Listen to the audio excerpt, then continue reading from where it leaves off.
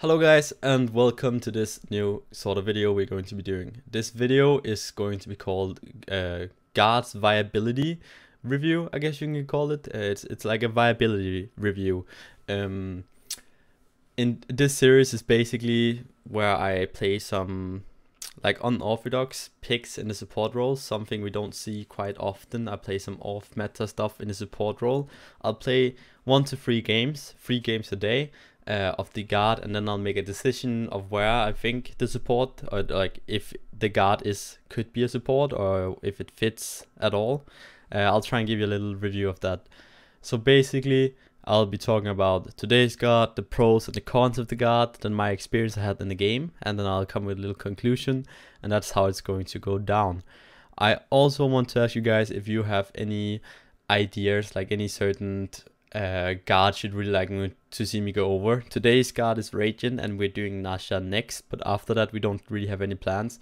I wouldn't consider Amaterasu or Hell or Seket to be super unorthodox because it's seen play before, so I like really want to go out there where it could be like Raijin, it could be Nasha. Sure, Nasha has seen some play, but I'm thinking like really crazy support picks. It could be Neve support, it could be anything. So any suggestions you guys want to see me go over, make sure to leave that down in the comments below. So as mentioned before, today's guard is Raijin. Now Raijin has his passive, which basically gives him a cooldown, like a deduction on all his abilities once he consumed like 4 abilities, I suppose that's how you say it.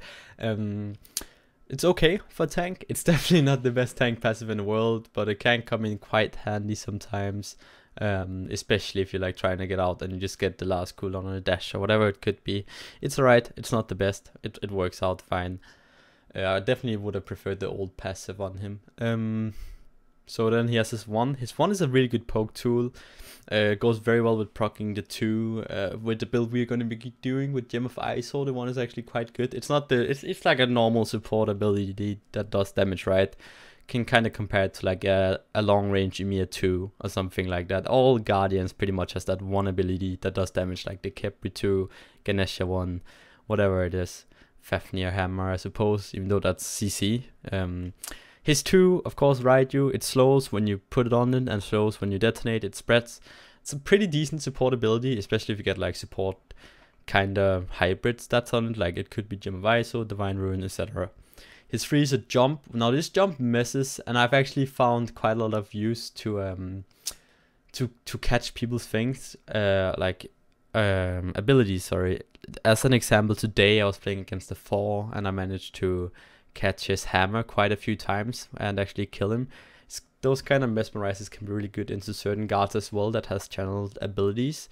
So I think his 3 is pretty good. It's a long range jump, works out pretty fine. His ult, however, is like the really good thing about him for support. You can peel with it, like you can fear someone away. You can also do a lot of damage with it, or you can taunt someone in. I've had today where I taunted someone into a Kulgan ult. It was pretty sick.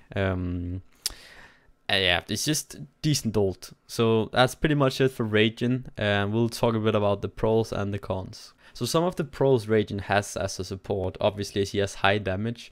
You might ask yourself, why is high damage a pro as a support? Well, you always have, like having high damage, excuse me, is never bad. Just had some very hot tomato soup, kind of got to me there, got the better of me. It can be used as peel, being that constant threat that if you go in here, I'm just gonna burst you down, especially with the Raijin, the 1 really starts hurting.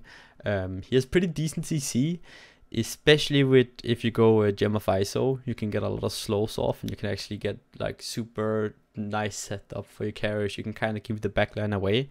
His ult works out fine. The mess, as mentioned previously, is really good at interrupting stuff. Raijin has really good pressure in lane as well. And pressure, as mentioned in another video I made, by the way, you should go and check that out with dukesloth. We made a tier list together of all the guards for season 5. There'll be a link down below to that, so go ahead and watch that. But again, he has really good pressure, and pressure matters a lot right now. He's very good early on. As soon as you get like the Raiju, the 1 is not bad, etc, etc. So the last thing I want to mention is he has a pretty insane late game. With the build I'm doing, you're not the tankiest guy in the world, but you're doing insane amounts of damage for the amount of actual damage items you have. Some of the cons Raijin has is that he's pretty useless without his ult. At least early on, he feels very, very rough to play as a Guardian. He doesn't have the threat of doing any damage if he doesn't have his ult. Even his ult is kind of lackluster early on if you don't build damage. Can be a bit rough at times. As soon as you get into like having some of your better like damage items in the build I'm gonna be going for, you can definitely make it work out without the ult as well. He'll be scary. But just try like. I'd say try and play passive if you don't have the ult, at least for the first 10 levels or something, 12 levels as well. I think Raijin's support is pretty weak until ISO. He's pretty decent for like the first 6 or 7 levels, which is hold up, that is from like 5 to 7. And then he kind of falls off until you get your Gem of ISO on. That's how I feel at least, until you get that second relic. He does no real damage until you get Spear of Magus, which is what I build on him. Well, he does damage, right? But like, you're not gonna chunk a tank. With Spear of Magus, you can actually really feel the oomph. You don't get that oomph feeling when you just have tank items.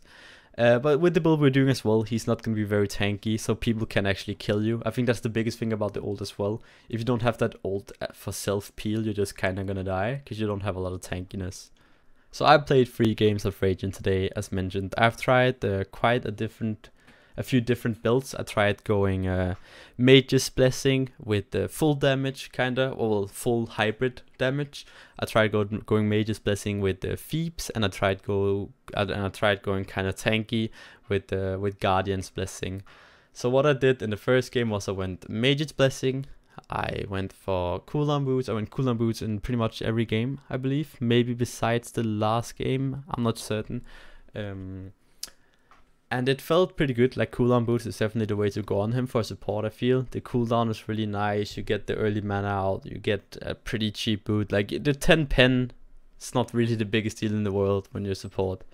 And then, like, I went Gauntlet of Phoebes. And then I went Gem of ISO, Pyfax, Spear of Deso. And then we had 1 item slot left to sell for.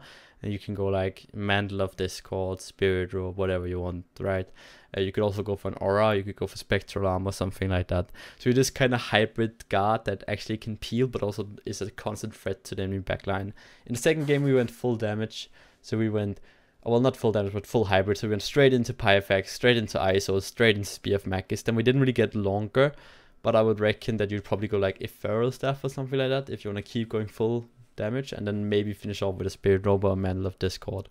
In the third game, we went for Phoebes, Soft, and I believe Pestilence or Hard Ward, either worked. And then I was like, well, I don't feel like I'm doing enough damage right now, because that was my third game, and I really enjoyed having a lot of damage, and I think that's what makes him strong. So it felt really lackluster without damage. I got my ISO, I got my Spear of the Magus, and suddenly I felt like I was doing something again. So I think the best build on him after playing is probably Mage's Blessing, because you need that early game clear, you need that early game oomph, that damage, that threatening, like that threat needs to be there, or you're going to be pretty useless.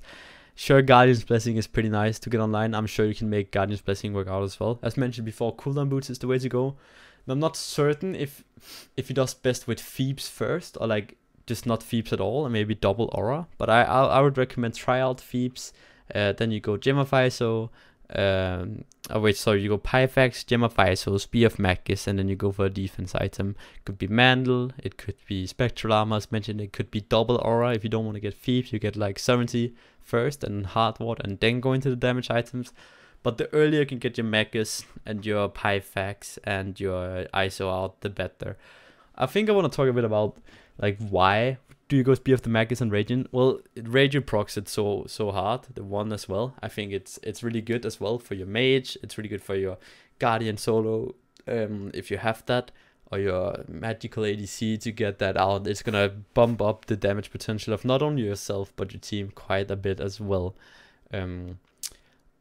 Pyfax is just a really good item right now. It has health, it has cooldown, it has sick aura, like probably the best aura in the game in my opinion. And on top of that, it has some life steal. It's okay. It's not the best, it's not the worst, and it has like 70 damage. Definitely, you can definitely feel it. Pyfax, the way to go. It's cheap as well. And Gemify, so basically just so you get some actual CC. Raijin is pretty nasty with Gemify, so you're not going to be one-shotting people with your ult, but you're definitely going to be doing damage late game. You can definitely feel the poke if you get a 2 and the raid like a raid you 1-off, but you're not going to die that easily as well. Like, you have quite a bit of health. I think I said around 2,500-600 and a lot of protection as well, and I think that's where Raijin shines. So that's it for the builds. Like, it felt pretty strong in my games, I must admit. I think it has viability. I'm curious to see how it will do in a competitive game. So my conclusion on Raijin is he a good support? Can he be? Yes. Is he going to be more valuable in the support role than in the mid role? I don't think so. I think he's way better in mid. I definitely think he does well in support, don't get me wrong. He could probably have the same potential as like a Nox. I don't think he's hell level at all. I think he could be a support, definitely. But I don't see why you'd place him in the support role if you cannot, if you can place him in mid. And also I think other Guardians and like Warriors right now as well just do better than he does. So he's okay. He can definitely fit in the role. I think that's the most important thing. It's not completely useless. Like, he actually has his place. And that's how I'm going to say it. Like, if you play Raijin support, try out the build. Give it a try. It actually works out. I'm sure it will be a rank stomper. It's one of those guards that are going to work out really well in ranked in that role. But I think, again, it's hard to say. Does it have competitive viability? We'll see it in competitive. I doubt it. We might. Someone crazy might pull it out. We'll see. I definitely have a lot of fun playing him. So that's that. He's a fun character and definitely very fun in the support role as well. Well, thank you guys for watching this first of all. I wanted to ask you, who do you think I should do on this god viability review? Obviously, I'm already doing Nasha after this, but after Nasha, the Nasha one will be out this Sunday, so in 2 days from when this is uploaded. Who should I do? Who do you guys want to see? Do you want to see? I think I've heard a lot of afros already. Could definitely do an afro. But let me know down in the comments below. And also let me know, what do you think of this series? Is this something I should keep doing? Do you like this kind of short 15-20 minutes review of a like off meta unorthodox picks in this in the support role? How do you like it? Let me know. And also let me know how the editing has been going. Like, if you have any tips. Valenice is the one editing this. So if you have any tips for him, like any ways you can think he can improve this kind of video, as this is like a pilot or whatever you want to say, make sure to leave that as well. There's not much left to say then. I've actually made this video with dukesloth. I mentioned it before as well. There's going to be a link to that tier list down in the description, and all my socials and everything. But as always, guys, thank you so much for watching. Make sure to comment, like, subscribe, and press the bell. And until next time, peace out.